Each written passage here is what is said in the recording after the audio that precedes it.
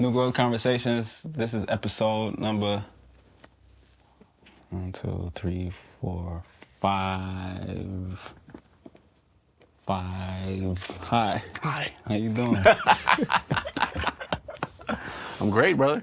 What's your name? My name is Brick. I'm here with Jesse Boykins. This is Jesse Boykins, y'all. And we are on New Growth Conversations. Welcome. Where you from, Brick? I'm from Carson, California. Originally. I didn't know that. I was born in Long Beach, Gotcha. Raised in Carson, and then also raised in North Carolina for a little bit. Where? Fayetteville. You was Fort Bragg. From when to when in your life? From 7 to 13. What was that like? So you was here. I was here. And then why'd you go there? Because my mom married a nigga in the military. Understood. But my whole family still was out here, so I would come see my dad every summer and winter. But, you know. 7 to 13, you in Fayetteville. I'm in Fayettille, bro, in the cut. Doing what? Jumping my bike off of dirt jumps and fishing and, like, riding unicycles and all types of bullshit, shooting birds. Sound fire. Yeah, it was great. What I was doing in Jamaica. Adventurous childhood. Yeah. Something you can't fully get in L.A. Like, you get a different flavor of adventure out here. I got to experience both of them, so that's what's great. What's the adventure like in LA compared to like? Adventure in LA is like, I feel like it was like you really like. I mean, maybe it was also just the age I was at, but it was like we definitely are on the pursuit of like women at a young age. And that's Fayetteville was not. Nah, I wasn't really. I mean, I was also younger too. Yeah. But I feel like once I got to LA, it was like all your downtime missions was like kind of surrounded around like trying to link up with some girl at some park or go to her crib when her parents not there or whatever. Yeah, I was gonna say writing letters, but that was my generation. Y'all was sending. No, I was writing letters. I was writing letters in North Carolina, but that was back when I was in your generation for a little bit. You know, like that was like before niggas was on MySpace and shit. Like, right. I would go to. Come back to California with my dad for the summer. Yeah. And I got this little notebook at Disneyland that had like Mickey Mouse and Minnie Mouse all along the edges of it. Yeah. And it was this girl whose name I will not say. And I would write her letters on the little Mickey Mouse paper. And I was like, yeah, I got this paper from California, by the way. Anyway. like that type of shit. What were we gonna say? That was it. Yeah, I connect with that. That's hilarious. You feel me? Like, I'm like over here, like, trying to get off on her with the nuance. Yeah, like, yeah. You ain't seen no paper like this before. This shit got Mickey Mouse on it. So, when you moved to North Carolina, did you know you was like? Did you get a heads up? No, I got a heads up. I mean, my mom originally brought this van home. Yes. And I was like, I actually told him, I hope your plane crashes on the way back. Like, on the first link, bro, I swear to God, he'll tell you, my mom will tell you, like, he was like, all right, bye. Like, on the first time he linked, and I was like, I hope your plane crashes. Wait, what? Like, that was the type of energy I was on. That's my stepdad, man. Mind you, he's white. Got you. I don't know if that played a factor into it or not, but I think it's just an important detail to disclose. I did not know he was going to start like this.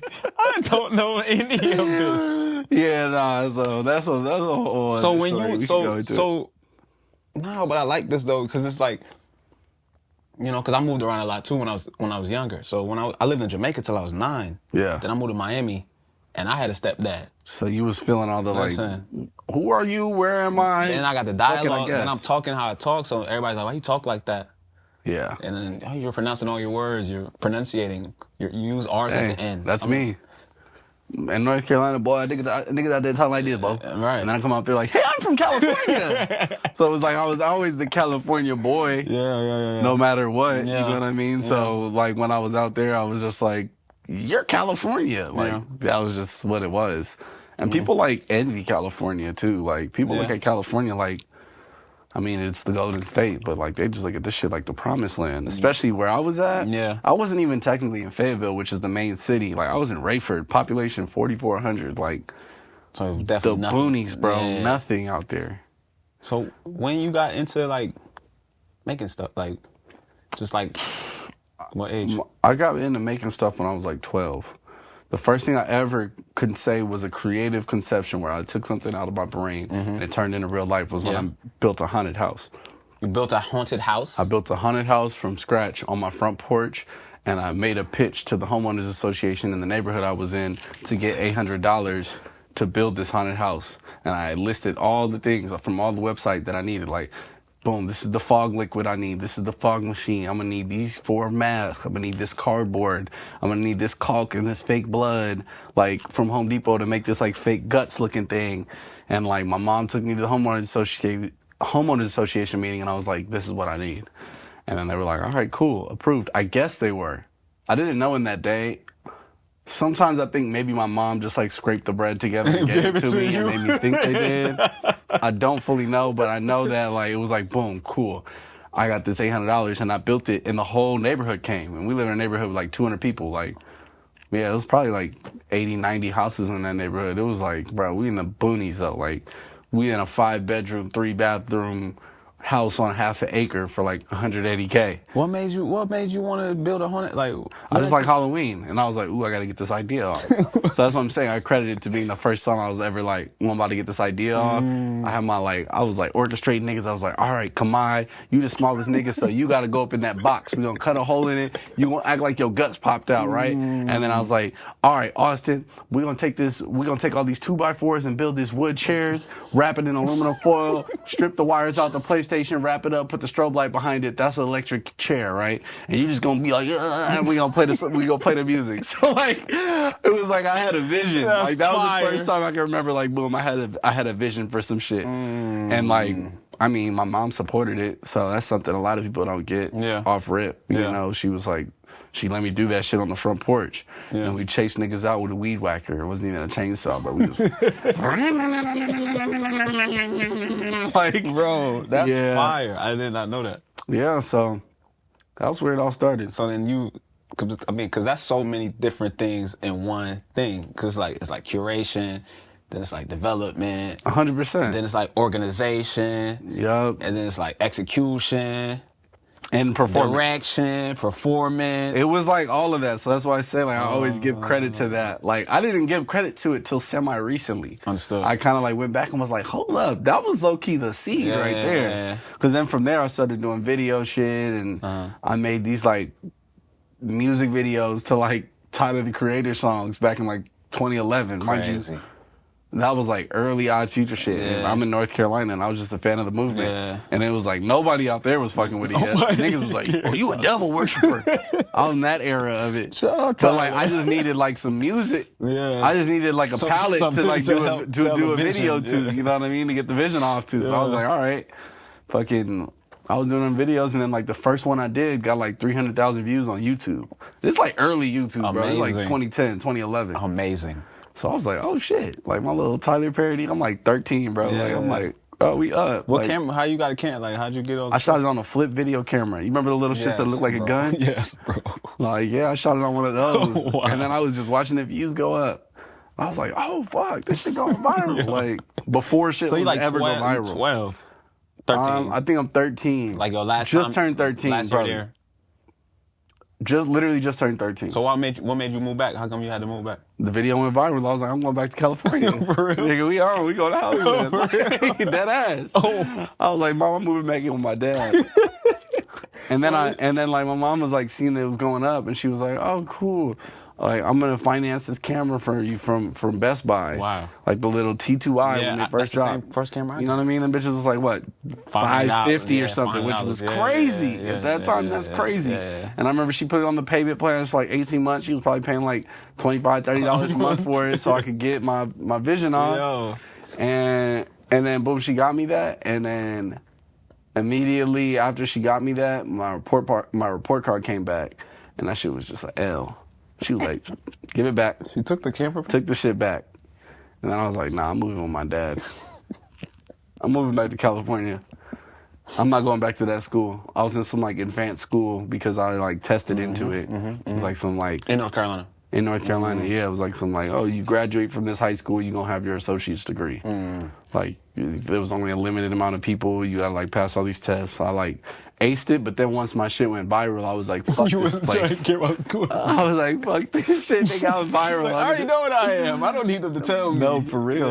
So that's why I came back. And then like, once I got back to California, it was like, it was up. It was just, and then I was hitting up Kyle. Yeah. I was like, yo, bro, when let me do some videos for you. Wait, so how long? The same time, bro. This is all the same time. I'm like, hey, I'm Super Duper Kyle. Check out this video I did. It got 300,000 views. And he was like, oh, cool. But I'm like, he's like, where you at? I'm like, North Carolina. He's like, cool. Can't do nothing. Maybe I have to go to California. And I'm like, I'm going back. So then I started working with him and it just spiraled. And from there, I was like producing shit, whatever. Yeah. Enough about me. Who gives a shit? Who are you? I actually care, though. I do Who are care you? Because, no, don't do that. Stop. Jesse Boykins. No, stop, bro. Listen. Don't play with me. Who are you? My name is Jesse Boykins III. How long have you had that hair like that? What part? This part? Like, yeah. 6 years. Nice. Yeah. There used to be a bunch of little ones. Yeah. And I wicked them together. Why are you? Is it like a story in there? No, there's no. I just want dreads, and I don't want to commit to my whole head being dreaded. So I feel that. I want to just be That's half. why I only got the top. Yeah, that's what I'm saying. Oh, you get it. I do get it. Like, yeah. So I just got the back. I love that. Thank beautiful. You. Can I go back to what I was asking you about your life? Because it's very interesting to me. I didn't know any of this. This makes sense. This is a random story. Like, who want to hear this, bro? Nah, I do want to hear it because it's important. Because it's like, no, I'm gonna tell you why though. Seriously, because it's like, you know how it takes people forever to figure out what they want to do, and it takes people forever to find the support, even if they do decide what they want to do, and then it takes people forever to execute it. Like, but you did it at like 12, like 13. That's 7.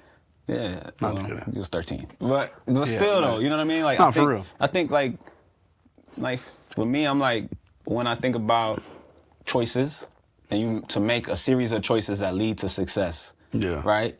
And to not be able to explain it to anybody while you making the choices is already hard as an adult. Oh, for sure. Yeah. So you just like jumping off a cliff after cliff. Everything like, where are you going? I'm like, shit. I don't even know. Yo, and I often think about it. Like, you know, that's why I'm so intrigued because, you know, a lot of choices I made in my childhood, people be like, you know, I used to do talent shows all the time. And like, people like, where you going? I'm about to drive we going to Orlando to do this random talent show. They like, why? I'm like, what you mean? It dropped in front of me. I don't want to do anything else but perform. I can't explain why, or if you don't do what I do, it's hard for me to tell you the feeling I'm getting from doing this. It's just either you say you with it or you not with it, you know? So to be around like your moms and people like that and with it and people pull up and actually participate, you could have made it and nobody showed up. Like I could have made it and nobody showed up. Nobody showed up. Motherfucker showed up. I was like, nigga, I have a fan. You understand what I'm saying? I'm like, shit, I have a fan base in this bitch right now. Like, yeah, I think that's fire. Like, you know, does Kyle know that story? Yeah, he knows that story. I think that's fire. Like, it's crazy. It's some crazy full circle shit for sure. Yeah, because now it's like, it's what you do. You create spaces for people to feel good. Exactly. That's my point. But that's the beauty of it all. Like, bro, it's like everything is just like is a part of the bigger puzzle. Like, right. You know what I mean? You be looking at the piece like, wow, this little random incongruent piece that like seemingly doesn't fit into anything. But it's like, bro, like you collecting all them shits over time, and then you're like, oh, wait, click, click, click, click, click, click, click, click, click, and you're like, nigga, right. There it is. Exactly. Yeah, no, so I've been having that moment lately. Like, even with the Ebony Beach Club shit, which I guess I'll jump into it, no context. No, you could. I like that. Give it a little, yeah. No, you don't need the context. No context. If you know, you know, Google it. But, let's go. Even with Ebony Beach Club, like, I see that as being another one of those things where it's a culmination of all these different facets of my being, you know, from like, I was just always doing some alternative shit that nobody gave a fuck about. Like, Ebony Beach Club is about surfing, you know what I mean? At its core, it's about surfing. And you black. And we're black. Yes. Absolutely. But that goes without saying. Yes. But at its core, it's about surfing. But it's like, all my childhood, like I said, I was jumping BMX bikes and fishing, played ice hockey, riding unicycles, always just doing the shit.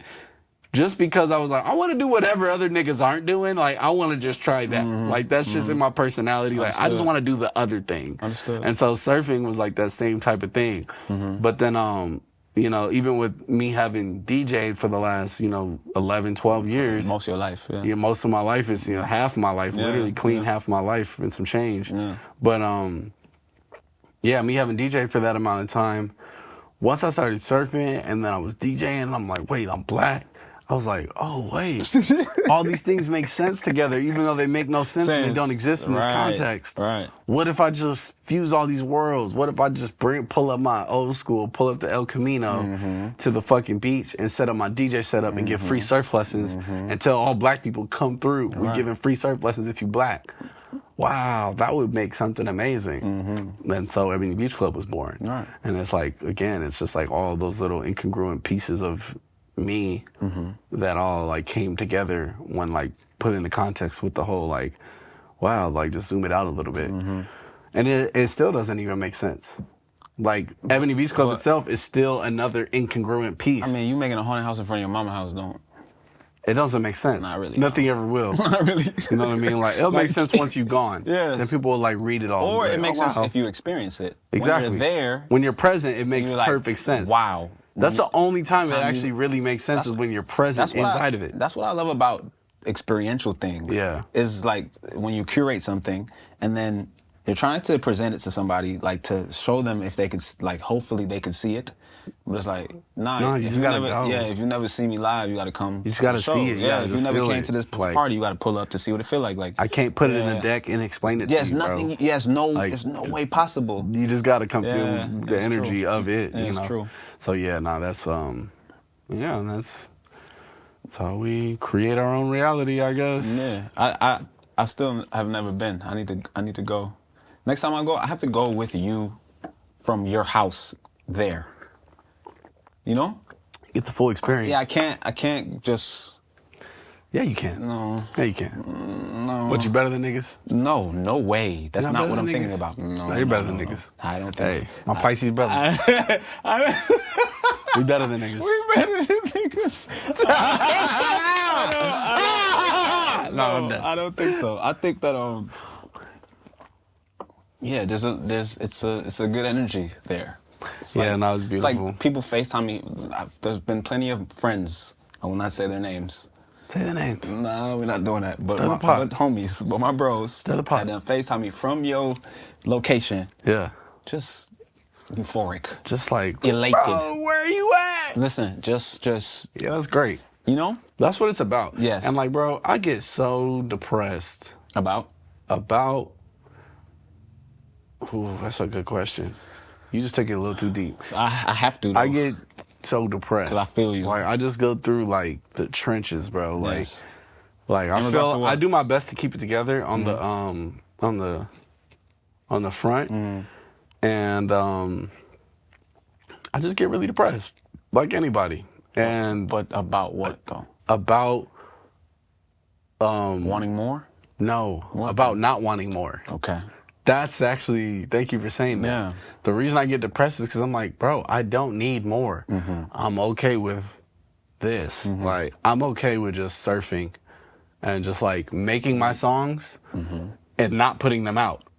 I'm okay with just listening to my songs over and over and experiencing the joy that they give me without having to like open myself to like, giving it to y'all. Yeah, it's a you know lot. what I mean? Like, I'm okay with learning the history and synthesizing it and having conversations with the people that mean something to me and letting it just be that. Like, I'm okay with understanding that I'm abundant and I can have anything I want, but I don't need it all. Right. You know what I mean? Like, so when I be like, damn, I just want to, you know, live in Costa Rica and surf every day and do the bare minimum, like, even if that means, like, even if I'm like, cool, I'm making $6 grand a month, making a really medium ass fucking amount of money. Yeah. If it's enough to suffice me For the lifestyle that doing that the complements bare lifestyle. minimum that I aspire to do, I'm so okay with that. But then there's this like pressure to like, no, but why do that when you can do more? Right.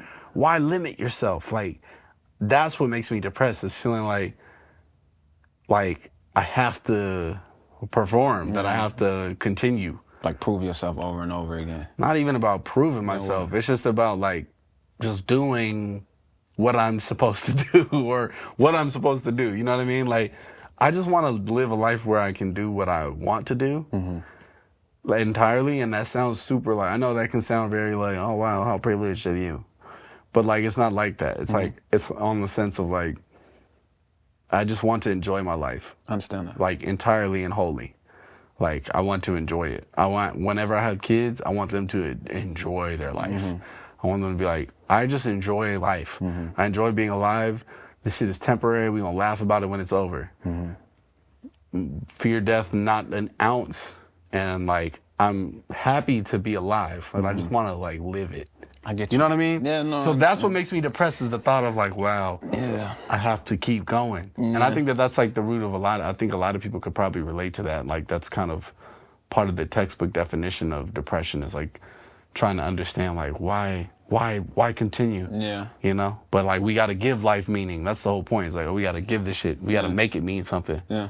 You know? But sometimes it's hard to make it for it to mean something. Even when the proof is in the pudding for me, especially maybe even more than a lot of other people my age or in a similar position. Like, I can see it mean something. And I say all that to say, you telling me like your homie FaceTiming you while he's at the space, I'm like, oh, that's why I have to do it. Exactly. Because I'm like, it's not about me. It's about the experiences that it creates for other people. And no matter how minute, even if it's just, and that's your 2 hours out of this man's day for the whole summer.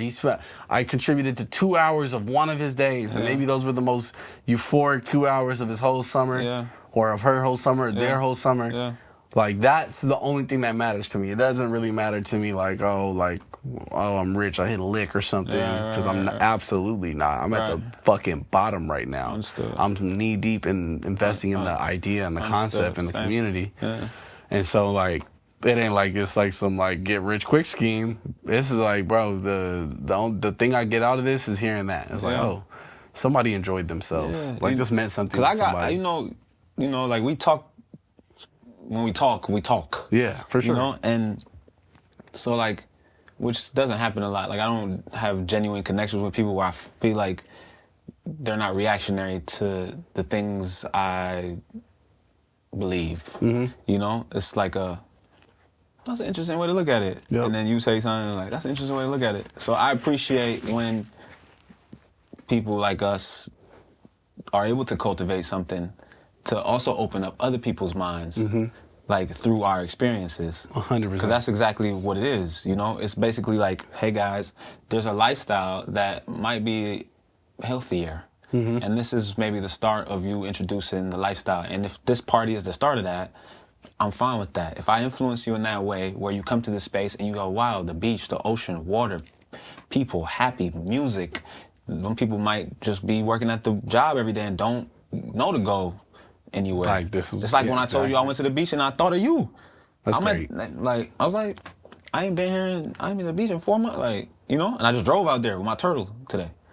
The turtle? I got a pet turtle named Attah. Ooh.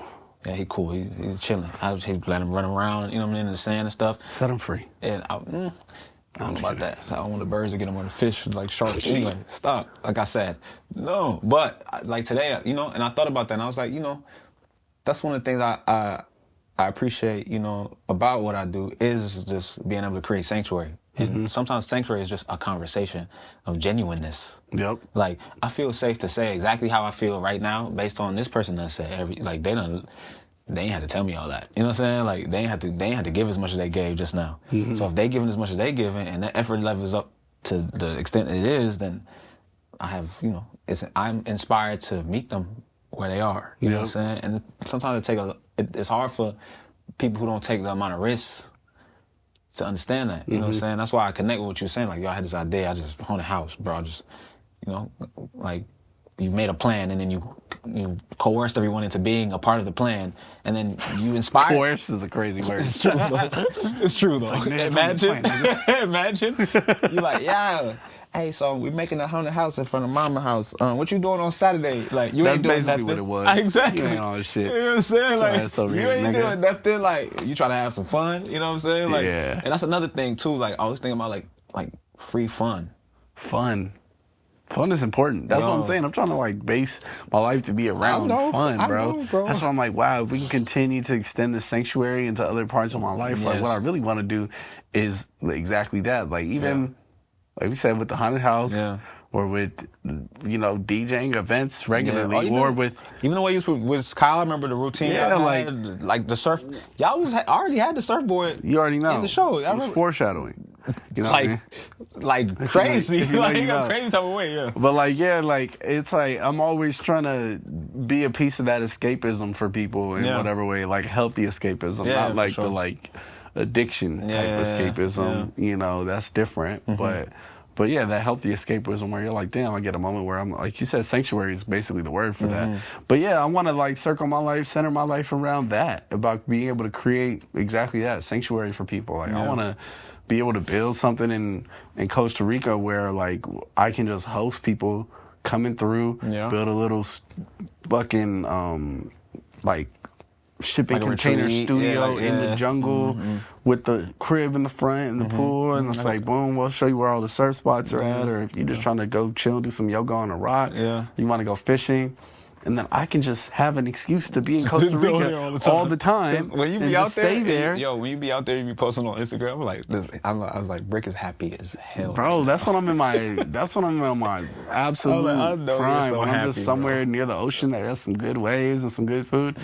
So yeah, it's like I want to create that space, and it's like that's the beautiful thing is like I can see the direction of where I can point my energy in life next. To be able to have that. Yeah, to but where manifest it's it. not just serving me. Yeah, exactly. Because like obviously we have a job to serve people. Yes. It would be selfish of us to just be like, oh, I just want to be able to enjoy my life and just chill all day and kick my feet up. Like, okay, yeah, bro, everybody wants to do that. Yeah. But it's like, if we can find creative ways to serve others while serving ourselves, then boom, we struck gold. Yeah, developing genuine connection. That's like my thing. Like I don't like you know, that's why I call you. I'm not, you know, like text. I'm like, these texts, man. Like I don't feel connected. I don't know, you know. I don't know where you at when you write. I don't know what's going on. Like, I don't know how you feeling. I can't tell. I can't gauge this. Sometimes I'm just like, I don't know what to say to this because I have no idea where it's coming from. You know, so I like genuine connection. Like, I'm like, I'll read a text and we have some deep dives on the phone for sure. But most of the times, like, you think like that too? I'd be like, yeah, and you'd be like, bro, same, bro. I was thinking the same thing. Twin them. Buddy, Come on. Yeah, bro. I like what you were saying, you know, about like, you know where you're going next based on a lifestyle that you desire for yourself, but you want to make it a community. Yeah, for sure. Yeah. Exactly. So it's like, you know what kind of music you want to make. You want your Black Rick Rubin shit, right? Right? You know what kind of music you want to make, but also you know what kind of music you know what kind of music they need, bro. I do. That's what's important. It's like you know who you're talking to and you understand what they need, even if they don't know what they need. Like that's the thing is we're pulling from the unknown. Exactly. We're pulling from a place that, like, bro, the what if. I talked about it before, and I talk about it all the time. It's just this like magical pot that we pull out of. Like, damn, what if niggas did this? Then we're like, it's true. Now we're living in that like, we're living in our own curiosity, and we're bringing other people into it. So like, they certainly didn't know it existed. Yeah. Because it didn't until we make it. Yeah. You know, that's why it's our responsibility to make it. Yeah. And so that's what I mean when I say like, you know what people need, even if people don't know what they need, you know what they need. Like, you have full autonomy over the Jesse Boykins creative machine. Which like people subscribe to because it feeds them in a way like that they don't even understand even, you know what I mean? They're not listening to your music all day, but when they're listening to it, it's having an effect on them. You know what I mean? We're not eating the best meal all day, right? But when we eat it, we're like, I needed that. Then you like cherish it and you remember it and you go back to it. You know what I mean? Like that's like nourishment for people, for the soul. Like it's it becomes a part of us. You know what I mean? So to be just even that 2 minutes out of somebody's day, 3 minutes, that 30, bro, that's there lit. You go. Yeah, that's lit. You killed it. But yeah, no, you're doing great things, man. You're going to go far, kid. You too. Oh, man. I feel like that was great. That was great. I like that a lot. You know? I learned a lot. Yeah, that was on point. We unfolded and just folded it back up into a little box and now we stamp it and bah, out of there. send it off. All right, so I guess we just could say bye. Bye.